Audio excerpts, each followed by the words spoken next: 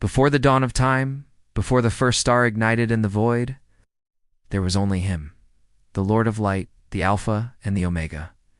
In his essence existed the promise of everything that would ever be, and within that promise, a song. Not just any song, but the song of perfection, the anthem of unassailable brilliance, the hymn of an eternal, unending, unimaginably glorious heaven. Every note was a sun, every crescendo an arc of a galaxy, every whisper an immortal soul, finding peace. Bro, that song was God, then came Lucifer. Eons before man walked, he existed.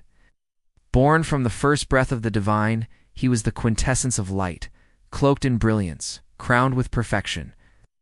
And when he moved, light bent to his will. When he spoke, galaxies revolved to listen.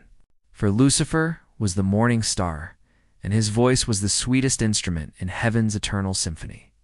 The jewels of creation were woven into his very being. Everything that could be said of God was also true of him. He was magnificent, transcendent, flawless, utterly perfect. But beauty can rot, and pride is a poison that grows slow, patient, and silent. And so, in the secret corners of eternity, envy slithered into his heart. He looked upon the throne of the Almighty, and the song that should have lifted God's name echoed inside him as his own. The thought grew sharp, venomous. Why should he be above me? Why should the throne not be mine? And the morning star whispered rebellion into the heavens. One by one, angels bent their ears to him. Some resisted, but others succumbed to the spell of his words. They listened to the promises of a new order where no one knelt, no one bowed, no one sang for another. They would sing for themselves. They would become gods. Then came the war. Heaven split in two. Sword met sword, wing met wing. Thunder crashed with fire. The once united choir became a battlefield of screams and torn wings. What was once perfect became soaked in the ash of betrayal. And above the storm of war, the voice of God rose. It's not gentle, not forgiving, but a voice that cracked reality itself. Lucifer. The name was spoken like a death sentence. You were perfect until wickedness was found in you.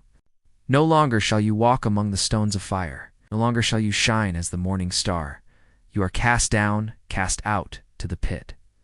The words did not echo. They detonated. The throne of Lucifer shattered like glass. His wings of light blackened, feathers burning into cinders. His crown melted, dripping like molten gold down his face. His beauty twisted, his glory rotted into horror. His voice, once a choir of heaven, broke into a scream that split eternity, and then he fell. He fell through heaven's gates, ripped from the halls he once adorned. He clawed at the skies as the weight of God's fury dragged him down, down. A third of the stars, the angels who followed him, were torn from heaven beside him, shrieking in terror as their own brilliance collapsed into shadows. Their fire scorched the heavens as they tore into the abyss below. The sound of their fall was like mountains shattering, like the world itself being ripped apart. And when they struck the depths, silence followed. Then the silence broke. Lucifer rose from the ashes. His face scarred, his eyes burning not with light, but with hatred. The angels who once glowed like suns now slithered as creatures of darkness, their wings torn, their voices twisted. And in that pit of despair, the morning star, no longer morning, spoke his first words as the adversary. If I cannot rule in heaven, I will rule in hell. From that vow, hell was born. Now he wears many names. The deceiver, the serpent, the dragon, the devil. And though his crown was shattered, though his throne in heaven was lost, his war is not over. For he walks the earth, seeking worship still, seeking ruin still, seeking you.